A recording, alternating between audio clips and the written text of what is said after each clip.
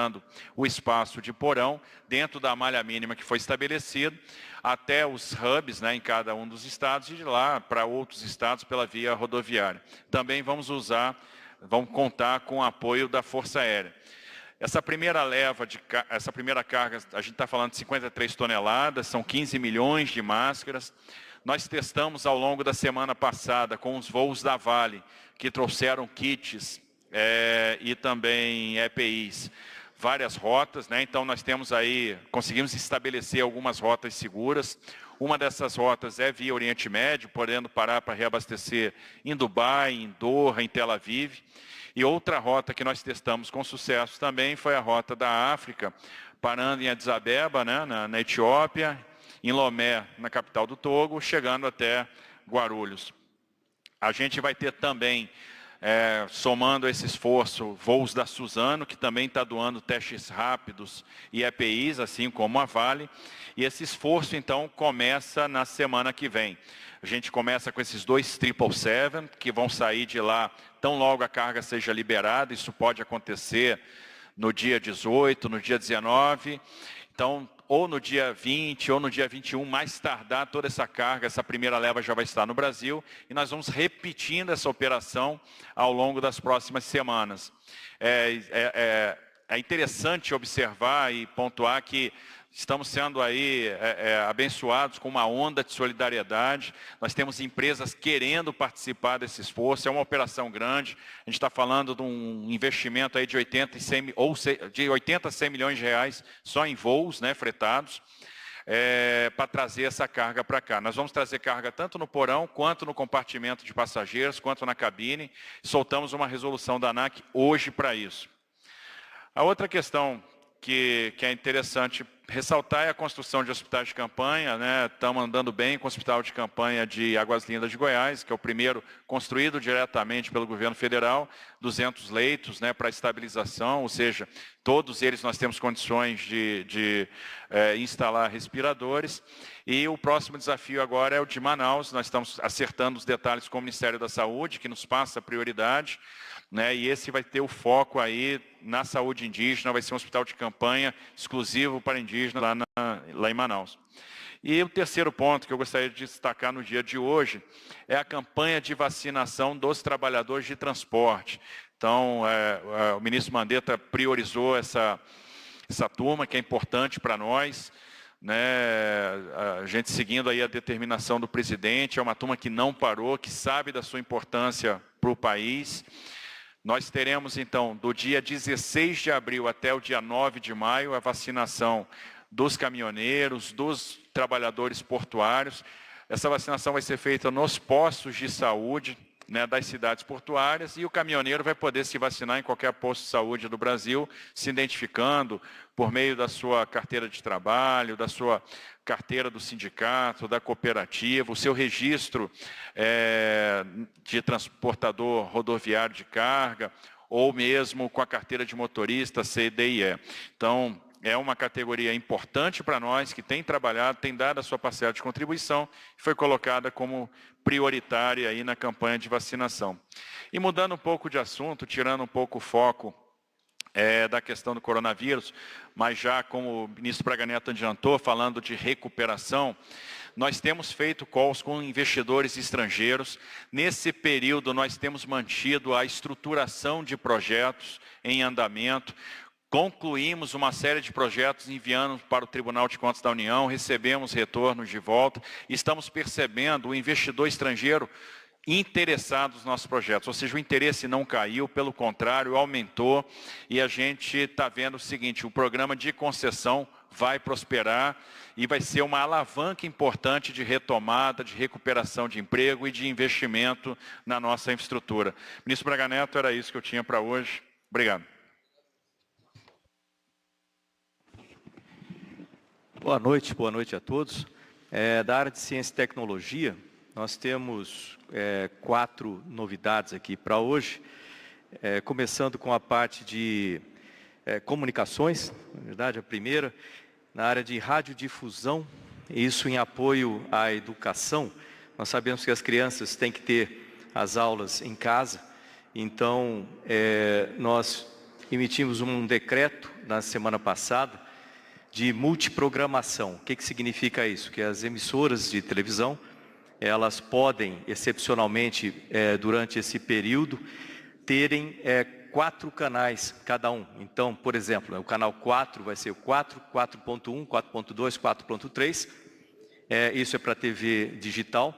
E esses canais podem e devem ser usados pelos estados, pelas secretarias de educação dos estados, para que sejam dadas as aulas para as crianças utilizando esses canais. O estado do Paraná já iniciou as aulas na semana passada, junto com o Ministério da Educação, foi feito o contato com todos os secretários de educação dos estados, e isso, então, com certeza vai ajudar para que essas aulas sejam dadas para as crianças durante esse período. A segunda novidade é com relação a um website, que é o Ciência em Casa, tudo junto, né? cienciaemcasa.mcetic.gov.br, cienciaemcasa.mcetic.gov.br. Esse é um canal, um website feito pelo IBICT, que é uma das nossas vinculadas do Ministério de Ciência, Tecnologia, Inovações e Comunicações, e também é voltado para o público infantil, né, onde tem diversos aplicativos e jogos e educação, né, também científica para as crianças, que elas podem seguir em casa, durante esse tempo em casa. Então, é uma boa maneira de se divertirem, aproveitando para conhecer mais sobre ciência e tecnologia. Da área você sabe, nós temos 3 frentes no Ministério, uma a ciência aplicada, vamos dizer, diretamente ao vírus, a outra é com relação ao apoio de tecnologia, né, para o combate aos impactos, e a outra em comunicações. Falamos sobre comunicações, um pouco aqui sobre ciência, e na área de desenvolvimento de tecnologia, nós temos um edital da FINEP, que é uma seleção pública, né, da FINEP com o FNDCT de 5 milhões, que já está na praça, vamos dizer assim, uma subvenção econômica à inovação, e isso é voltado para equipamento de proteção individual e equipamento de proteção coletiva. Então, são inovações, são em pequenas empresas, microempresas, startups que queiram entrar com projetos nessa área. São 5 milhões, então, nessa subvenção econômica. Além disso, também da FINEP, nós temos um crédito, né, e isso é uma linha de crédito de 600 milhões aberta para aumentar a capacidade, para escalar, vamos dizer assim, a capacidade de produção de equipamentos no Brasil. Então, ele tem esse crédito de 600 milhões, ele é aberto para reconversão industrial. Então, as empresas, para terem as suas linhas de produção reconvertidas, vamos dizer, para produzir equipamentos necessários nessa época. A segunda linha é um crédito para desenvolvimento e escalonamento de dispositivos médicos. E a terceira linha é aquisição inovadora para a saúde. Então, as empresas que queiram aplicar para esses créditos podem entrar em contato com a FINEP, em www.finep.gov.br, com mais informações. Obrigado. Bom, boa noite a todos. O presidente Bolsonaro, de maneira corajosa, como comandante da nossa nação, faz um posicionamento de equilibrar os cuidados e as prevenções na área da saúde com as questões de sobrevivência econômica. Todos nós sabemos o Brasil que nós herdamos.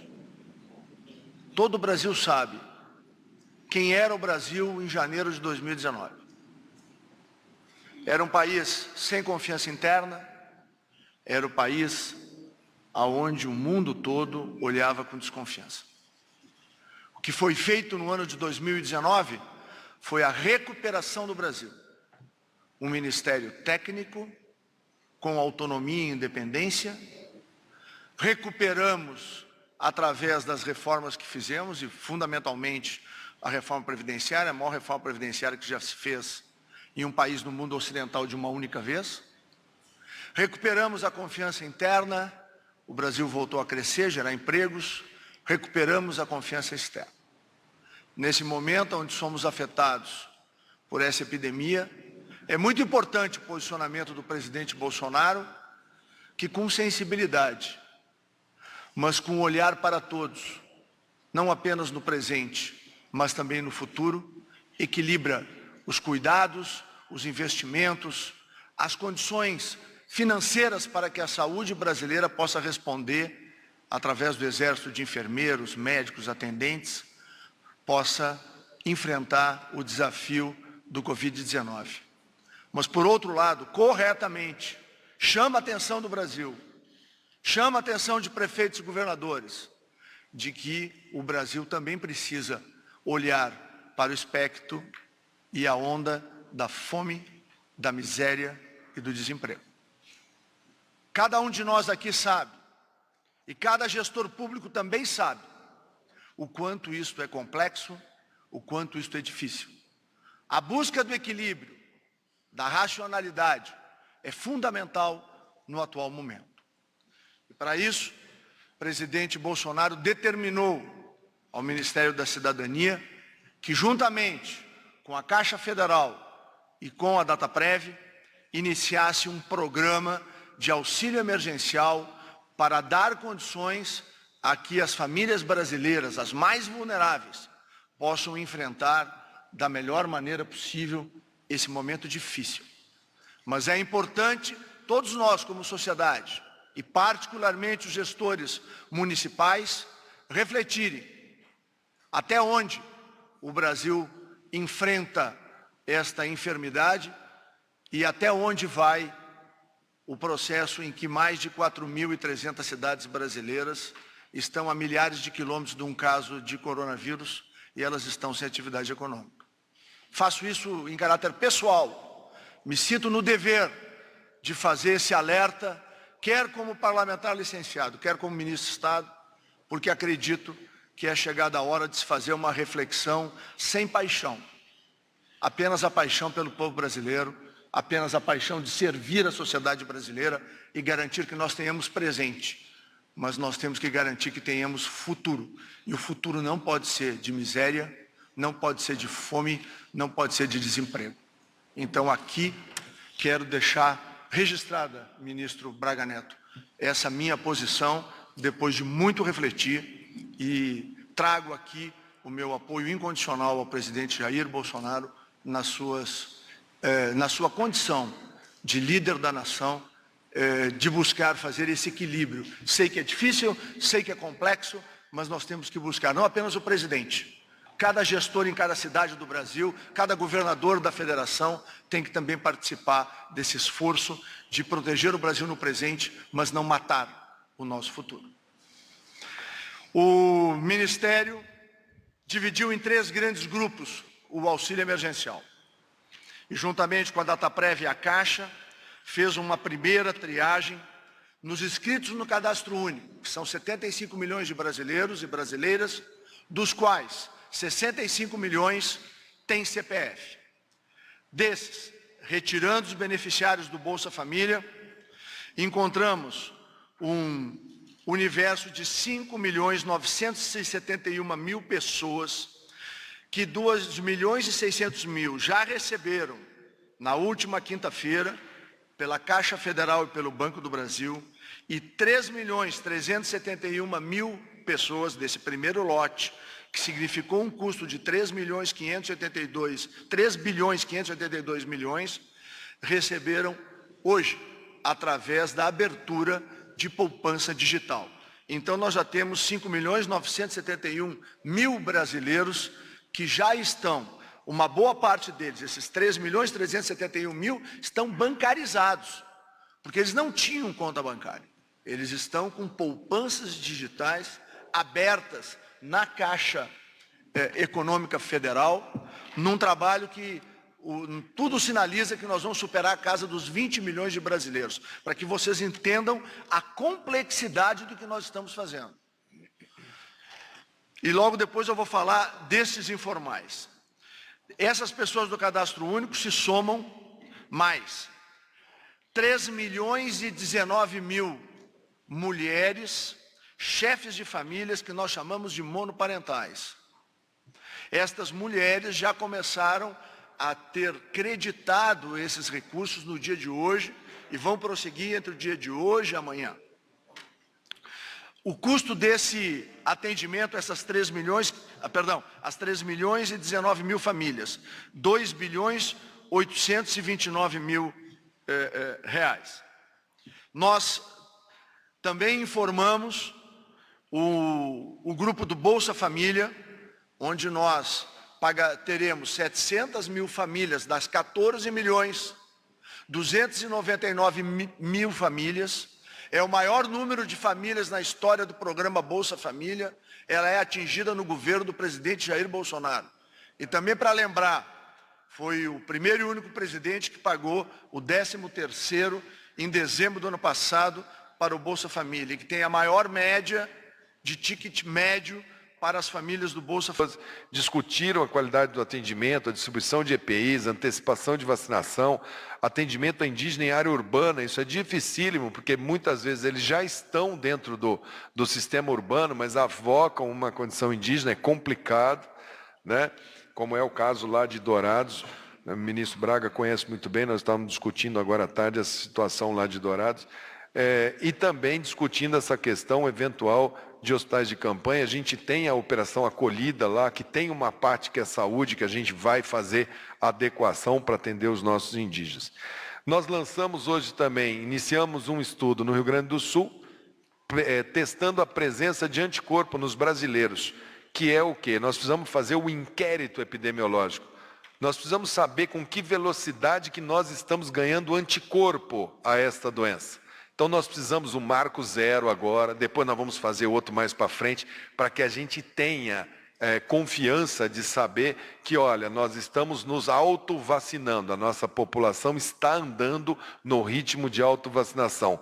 Tem muita gente que tem assintomático e ganha anticorpo, tem muita gente com forma leve que nem procura atendimento e que é corona, porque a forma é tão leve, uma pequena coriza, e temos as formas intensas, temos as formas graves e temos as formas críticas. Então, é o somatório disso que vai nos dar, então, a imunidade. Essa coordenação é do Centro de Epidemiologia da Universidade Federal de Pelotas, que tem lá um pessoal muito bom, muito capacitado, e estamos em fase final de questionário e começaremos na próxima quinta-feira e vai até 14 de maio. O Saúde na Hora da atenção básica, ele vem se ampliando. Nessas atualizações, os custeios de leitos de UTI, todos eles habilitando, as habilitações dos leitos andando seu ritmo normal. Nós tínhamos mudado o valor da diária para eles poderem ter uma cobertura menor, isso daí segurou um pouco, essa semana já andou bastante.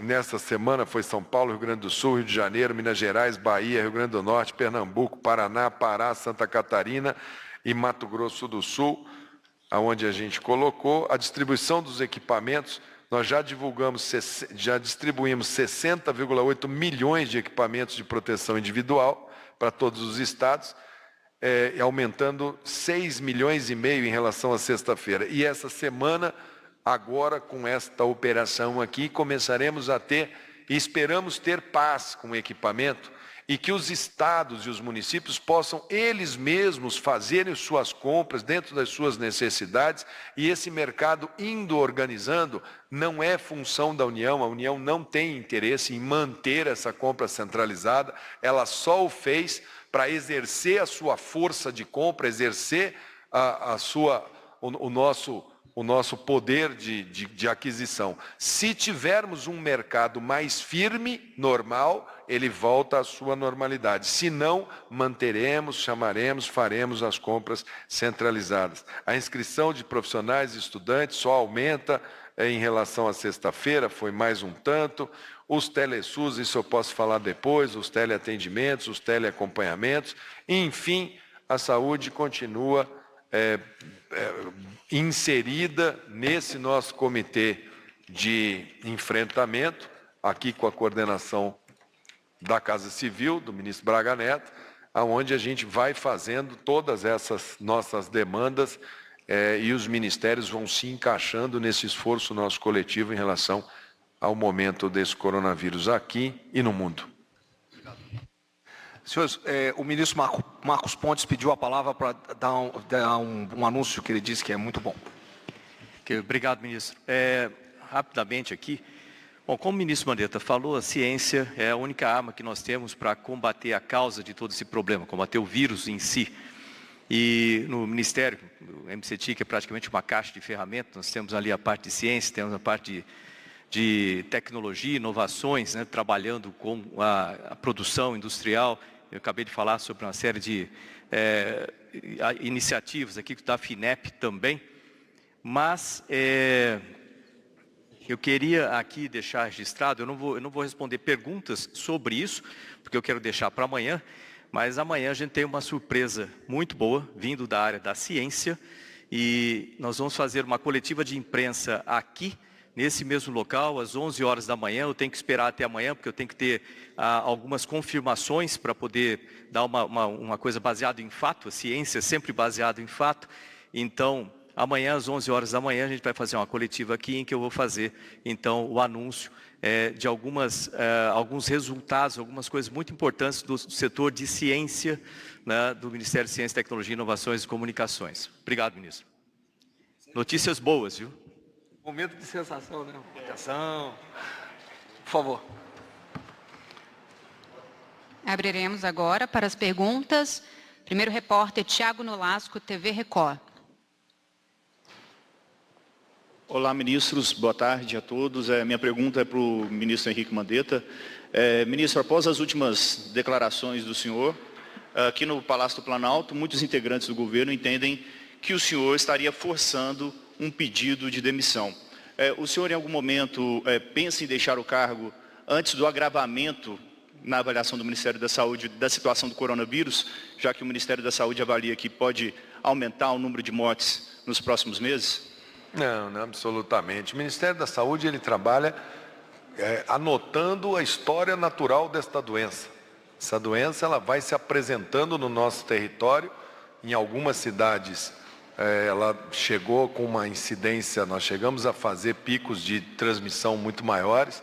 Nós estamos numa fase estamos colhendo o fruto de um esforço muito duro que fizemos.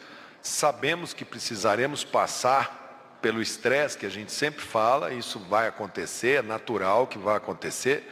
Esperamos que o sistema possa ir chegando. A gente fez a operação de compra da equipe da indústria nacional de quase 15 mil respiradores, ventiladores, e em 90 dias, eles vão levar 20, 30 dias, já vem mais. Os equipamentos vêm chegando, já vão também normalizando. O recursos humanos já está se capacitando melhor. A expansão do SUS, o SUS é um sistema muito forte, a gente tem trabalhado muito duro. Acho que sim, que é natural que nós tenhamos sempre, cada uma visão muito atenta das suas pastas. E a pasta da saúde tem uma visão muito atenta de tudo que ela vem passando. Agora, é natural que a gente, nesse intervalo, a gente está passando por uma situação de muito estresse coletivo, o Ministério também.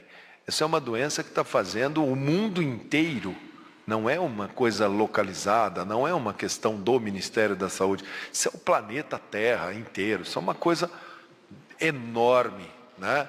Isso vai estar escrito nos livros de história para o resto da vida da humanidade como algo que foi dramático. Então a gente sabe bem o tamanho da nossa responsabilidade, vai trabalhar e está trabalhando, toda a equipe trabalhando com toda a garra, com toda a intensidade, e vamos trabalhar, como eu sempre disse, a gente continua trabalhando.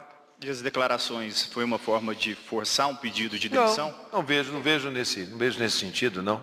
Acho que é mais uma questão muito mais relacionada à comunicação, como a gente vai comunicar, nada além disso daí, é trabalho mesmo que a gente está focado. Obrigado. Próxima pergunta, Matheus Maia, Poder 360.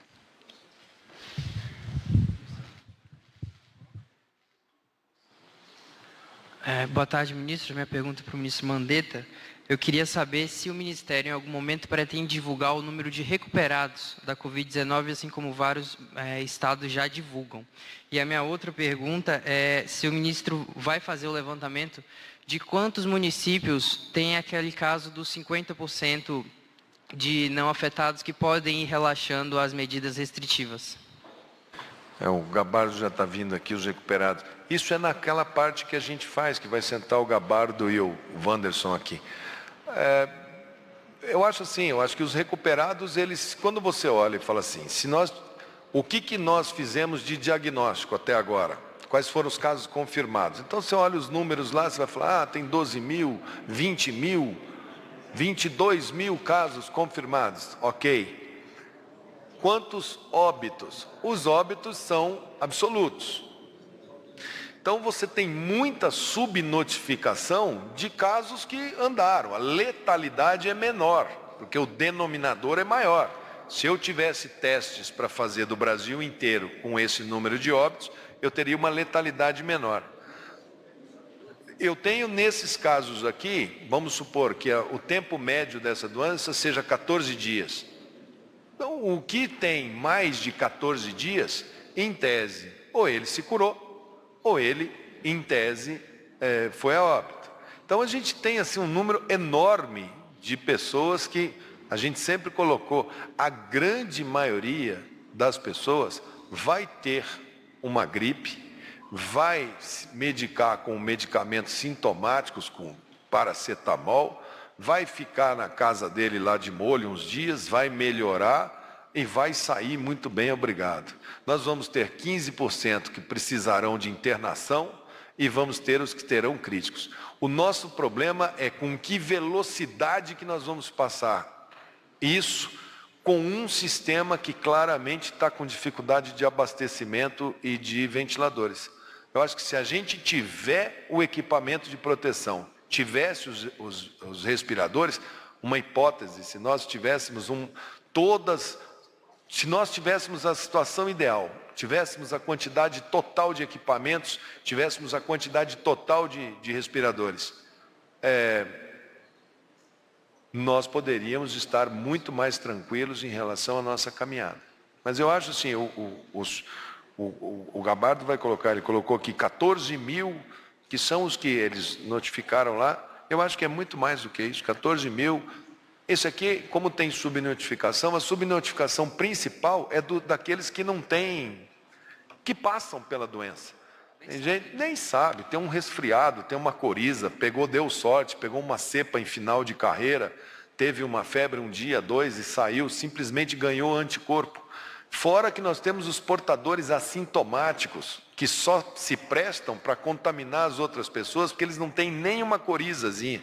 Então, o inquérito epidemiológico vai ser muito importante. Já pensou se estivermos com 25%, 40% da nossa população com imunidade?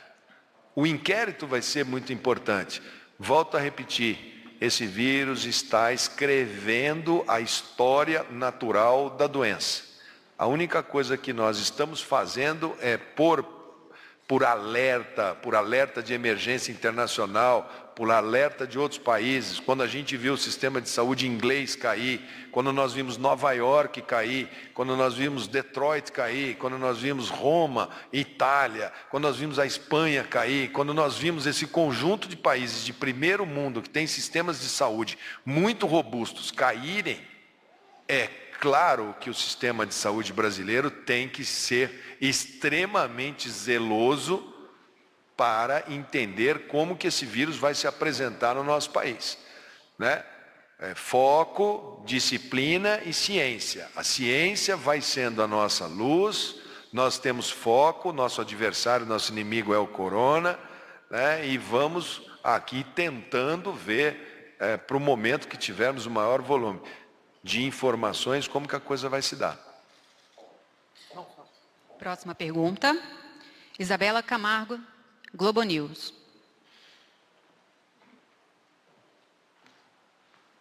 Olá, boa tarde. Na verdade, a minha pergunta é uma pergunta de equipe minha com a Délis Ortiz, da TV Globo. A dúvida é que foi criado um grupo de trabalho de coordenação de ações de recuperação, crescimento e desenvolvimento do país pós-pandemia. Mas tem a decisão do ministro Alexandre de Moraes que reconhece a autoridade dos estados e municípios. Nós queríamos um pouco mais de informação sobre as ações possíveis desse grupo e como que elas não vão colidir com a autonomia de estados e municípios. Obrigada. Você está confundindo ações do governo federal com a autonomia envolvendo o Pacto Federativo, tá? Isso aí, nós estamos vendo o futuro, como o governo federal vai trabalhar. Ele tem um prazo, esse grupo tem um prazo de 90 dias para apresentar um planejamento de como o governo federal vai incentivar a retomada do crescimento no Brasil, dos investimentos e tudo mais, não só na parte econômica, infraestrutura, saúde, cidadania, tecnologia, tudo isso, sem interferir nos estados. Os estados são beneficiários disso aí, tá bom? Isso foi claro? Não, a nossa dúvida é bem nesse sentido, de quais são os projetos do governo federal para que tenha essa retomada sem colidir. Sabemos que os senhores não estão colide. pensando nisso. Investimento de governo federal só ajuda estado e município, né?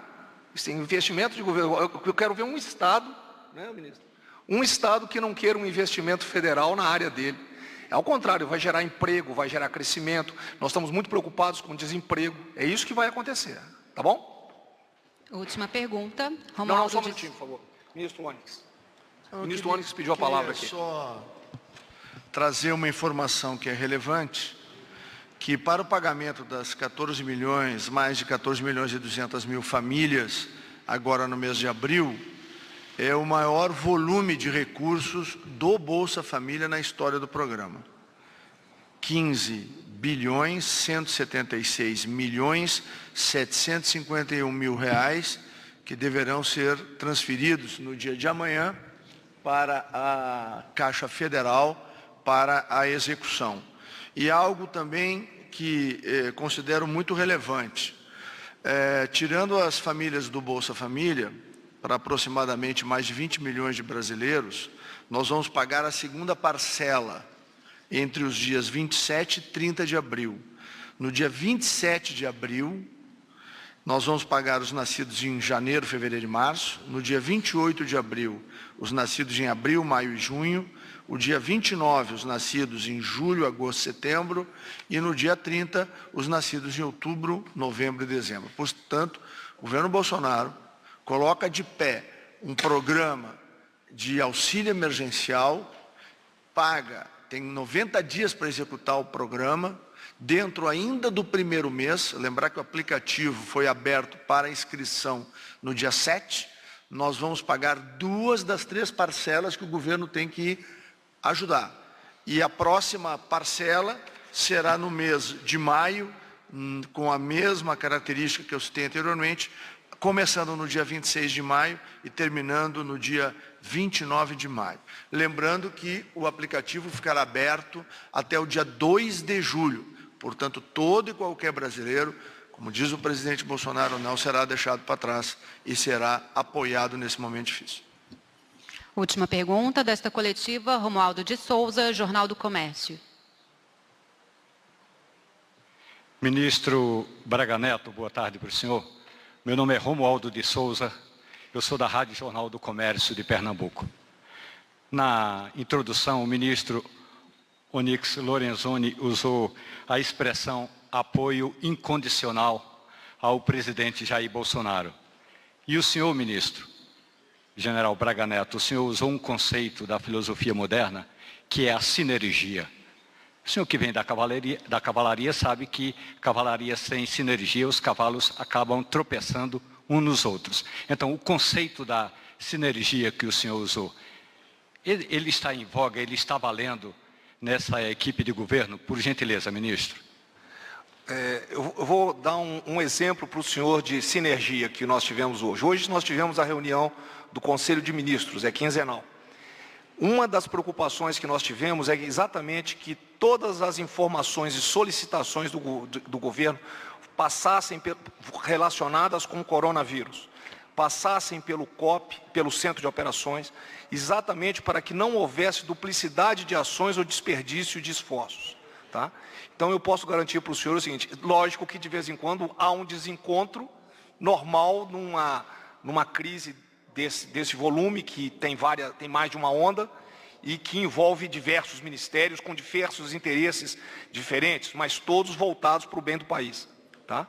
Então, posso garantir para o senhor que todos os ministérios estão trabalhando bem, dentro de um conceito e de um consenso de nós nos ajudarmos mutuamente, sem desperdício de esforços e sem nenhuma disputa entre os ministérios. Isso eu posso garantir para o senhor. Obrigado. Respondi? Perfeito. Muito obrigado. Está encerrada esta coletiva. Agradecemos a presença de todos.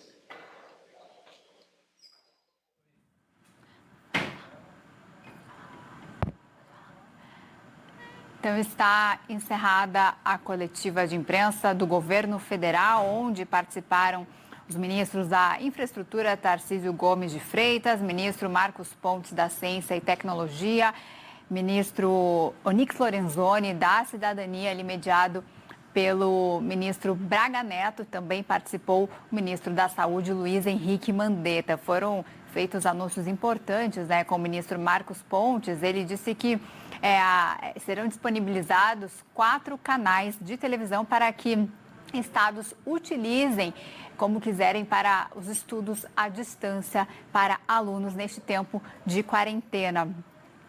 O ministro Onyx Lorenzoni também explicou com detalhes o programa de auxílio emergencial de R$ 600. Ele explicou que foi dividido por grupos, né, e a prioridade será para o primeiro grupo que receberá a partir de quinta-feira e depois o segundo grupo começará a receber o auxílio a partir do dia 27 de abril. Então, o número de mortes, né, a gente ainda tem esse número, 1.532 mortes e 25.262 infectados. Bom, e a gente vai ver então exatamente o número, né, que a gente tem de infectados e mortes do coronavírus. Lembrando que o estado de São Paulo é o estado mais afetado pela doença. Olha só, são então 1.532 mortes e 665 mortes no estado.